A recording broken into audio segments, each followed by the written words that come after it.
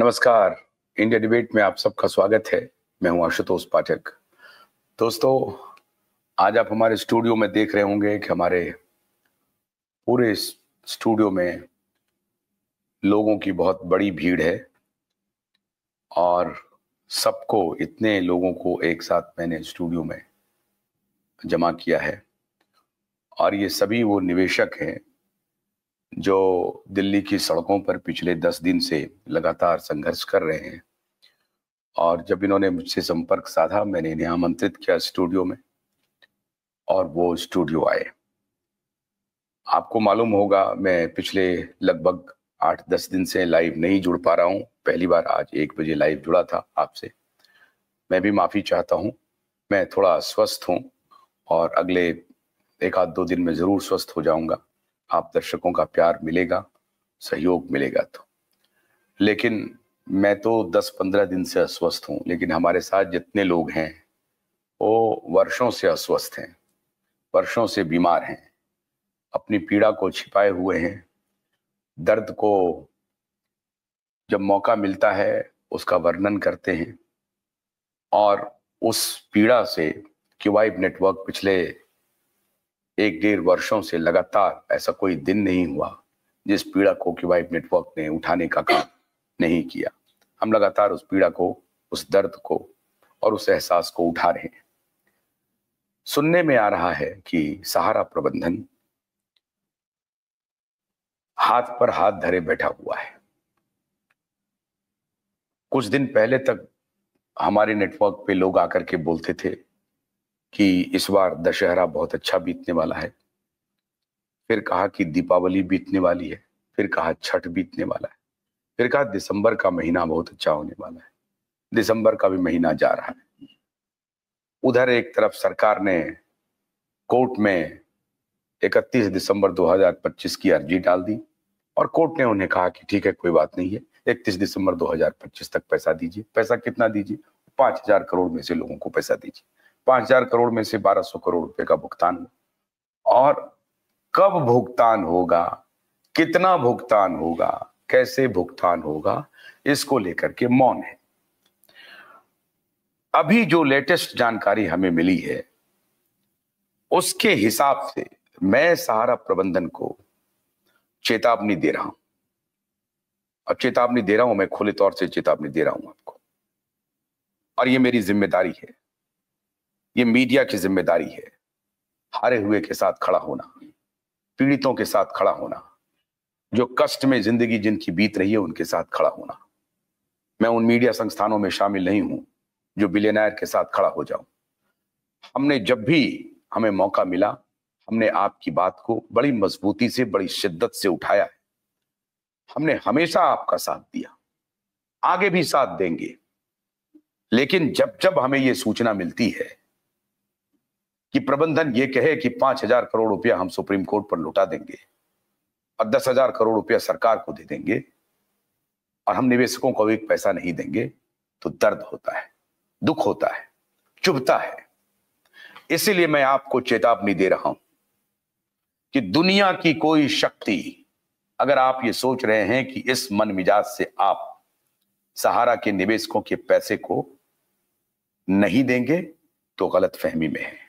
आज तो स्टूडियो में इतने लोग हमारे साथ खड़े हैं, सड़क पर खड़े हो रहे हैं, हजारों की संख्या में आंदोलन कर रहे हैं। और मैं आपको बता रहा हूं, मैं इनके गुस्से को एक आउटलेट देता हूं तो ये शांत रहते हैं। जिस दिन मैंने आउटलेट देना बंद कर दिया, मुझे नहीं मालूम ये कहां जाएंगे, मुझे नहीं मालूम। और एक बार नहीं, सैकड़ों बार हमारे स्टूडियो आ चुके हैं, सैकड़ों बार।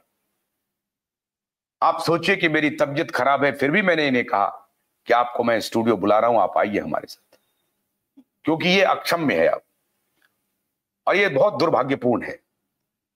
मैं प्रबंधन से ये अपील करता हूं कि आप वो रास्ता छोड़ दीजिए जिस रास्ते पर आप आगे बढ़ रहे हैं। जानकारी मिल रही है कि आप जमीनें बेच रहे हैं, आपके बड़े बड़े अधिकारी के प्राइवेट सेक्रेटरी पैसे कमा रहे हैं, करोड़ों में कमा रहे हैं और किसी से छिपा हुआ नहीं है। आपके संस्थान के लोग दलाली कर रहे हैं, आपके संस्थान के लोग माला माल हो रहे हैं, आपके संस्थान के लोग बड़ी बड़ी गाड़ियों पे चल रहे हैं, और आप ये सोच रहे हैं कि देश के निवेशक आपके प्रति सहानुभूतिपूर्ण रवैया अख्तियार करके रखे। ये नहीं हो सकता है। अदालत अगर अपना काम नहीं कर रही है, मैं तो अदालत के ऊपर, मैंने कहा पिछले शो में भी मैंने कहा, मुझे अदालत पर कोई भरोसा नहीं, कोई भरोसा नहीं है अदालत पर। उस अदालत पर क्या भरोसा करें? 2012 में आप फैसला देते हैं, 2024 में आप खड़े हैं, आज तक आप 10,000 करोड़ रुपए तहसील नहीं सके। क्या भरोसा करें? 12 वर्ष में 10,000 करोड़ रुपए की तहसीली यह अदालत नहीं कर सकी, यह अदालत नहीं ताला लगवा सकी, यह अदालत नहीं बैन कर सकी, कंपनी को बंद नहीं करवा सकी, यह अदालत सरकार को कटघरे में नहीं खड़ा कर सकी, सरकार को यह आदेश नहीं दे सकी कि आप निवेशकों का पैसा दिलवाइए। और आदेश क्या हो रहा है? 18 एजेंसी को मिला करके एक पोर्टल बना दिया। अब पोर्टल में 99% खत्म, रिजेक्ट कर दिया। डिफिशियंसी, ये नया शब्द निकल के आया है, डिफिशियंसी हो गया। ये पहली बार, ये फाइनेंशियल सेक्टर्स में पहली बार इस तरह का शब्द सुन रहा हूं, डिफिशियंसी हो गया जी।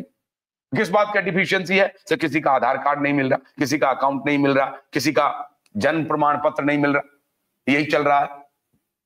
देश को पूरी तरह से गुमराह करने की साजिश चल रही है। मैं देश भर के निवेशकों को यह आगाह कर रहा हूं और आपको कह रहा हूं, क्यूबाइब नेटवर्क जब तक जिंदा है, आपकी आवाज मजबूती से 24 घंटे खड़ा होकर के इसको उठाएंगे।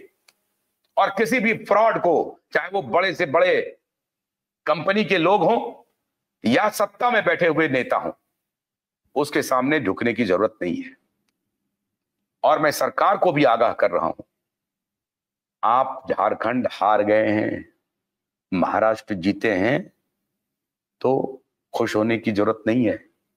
आप झारखंड हारे हैं, झारखंड में निवेशकों ने आपको हराया है, बिहार आने वाला है, फिर आप परेशानी में पड़ने वाले हैं। इसलिए माननीय अमित शाह जी, ये आपकी जिम्मेदारी है।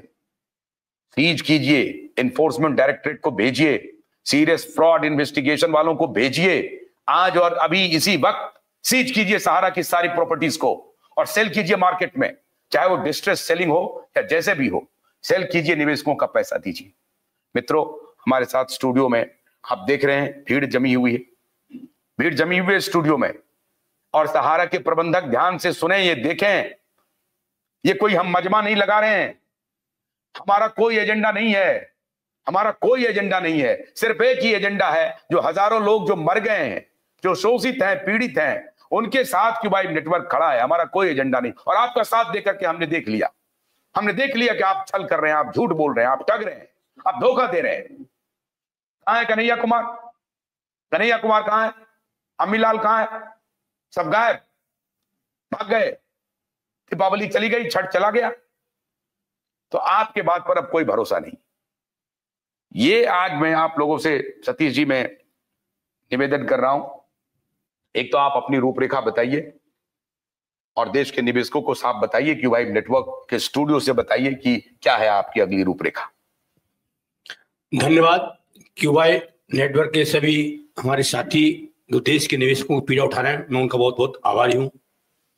आज स्टूडियो में दिल्ली में 3 दिन से हमारे पूरे भारतवर्ष से 24 राज्यों से लोग आए हुए हैं। स्टूडियो में कम जगह कम होने के कारण हम कम लोग खड़े हुए हैं और ज्यादा से ज्यादा लोग, करीब 50 से 60 लोग पूरे सभी राज्यों से, 29 राज्यों के लोग यहाँ आए हुए हैं दिल्ली में। पूरी रूपरेखा, हम आंदोलन की भी तैयारी कर रहे हैं। अब हमारी लड़ाई जो है आर और पार की है। सुप्रीम कोर्ट, हमारे देश के निवेशक लोग हमसे बार बार फोन करके कहते सुप्रीम कोर्ट जाइए। हम सुप्रीम कोर्ट गए, जनहित याचिका दायर किया और हमारी चीफ जस्टिस महोदय ने हमारी आवाज को सुना। 45 मिनट तक हमारे अधिवक्ता जी ने बात रखा देश के निवेशकों की, और पेंडिंग मैटर में जाने के लिए उन्होंने हम लोगों से कहा। पेंडिंग मैटर में भी हम लोग सुप्रीम कोर्ट गए हैं। अभी माननीय पाठक जी ने अभी कहा कि भरोसा कोर्ट से भी उठ रहा है। ये 101% सत्य पाठक जी बात कह रहे हैं। और हम देश के निवेशक से भी अपील करते हैं, अब आर या पार, या मरो या जिंदा रहो। मुझे कोई भरोसा नहीं है, आपको होगा, मुझे भरोसा नहीं है कोर्ट से, कोई भरोसा नहीं। देखिए, संयुक्त ऑल इंडिया जन आंदोलन संघर्ष न्याय मोर्चा जब से स्थापना की तब से एक ही बात कहता चला रहा है और आज भी निरंतर कह रहा है, और उसका यही कहता था कि देखिए मुझे कोर्ट पर भरोसा नहीं है, मुझे जनता अदालत पर भरोसा है, आंदोलन पर भरोसा है। 14 मार्च 2023 को जो भोपाल विधानसभा में घेराव किया उसका असर सरकार पर पड़ा, लेकिन ना के बराबर। पोर्टल तो आया, लेकिन पोर्टल से भुगतान होना चाहिए, वो भुगतान आज की डेट में 5,000 करोड़ रुपए नहीं बटा, और उन्होंने देश के निवेशकों के लिए 2025 की डेट 31 दिसंबर दे दिया। वो टालने का भारत सरकार काम कर रही है, और जितने राजनेता लोग हैं उन पे भी भरोसा निवेशकों का नहीं है।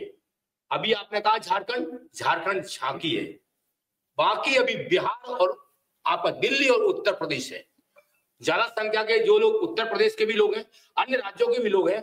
हम सारे कल सभी राज्यों के लोग इकट्ठे हुए हैं और रूपरेखा बना करके तैयारी की है, और आगे आने वाले भविष्य में आप लोगों का हम संगठन के साथ में दिखेगा हम लोग क्या करने जा रहे हैं, और पूरी ताकत के साथ हम भुगतान दिलाने के लिए, चाहे हमको रोड पे उतरना पड़े और चाहे हमें अपनी आत्महत्या क्यों नहीं करनी पड़े, रोड पर जाकर के भुगतान लेकर के रहेंगे। अगला चरण करना नहीं, आत्महत्या करने की जरूरत नहीं है। शासन तभी ये सुनेगा, शासन तभी ये सुनेगा कि रोडों पर या तो हमको स्वेच्छा से आत्महत्या कर दीजिएगा, अन्यथा तो हम आपको रोड पे, पुलिस प्रशासन मारेगी तो भी मरूंगा मैं, पुलिस प्रशासन मारेगी तो भी मरूंगा, जनता मारेगी तो भी मरूंगा, क्योंकि वहां जाकर के जनता कहती है ना कि पैसा कैसे मिलेगा, पैसा कैसे मिलेगा। आप जाइए कोर्ट, हम कोर्ट भी गए और कोर्ट हमारी सुनने को तैयार नहीं है, और भारत सरकार सुनने को तैयार नहीं है। माननीय सहकारिता मंत्री अमित शाह जी झारखंड में कहते नजर आए पाई का भुगतान देंगे, सरकार बनी क्या हुआ, विपक्ष के लोग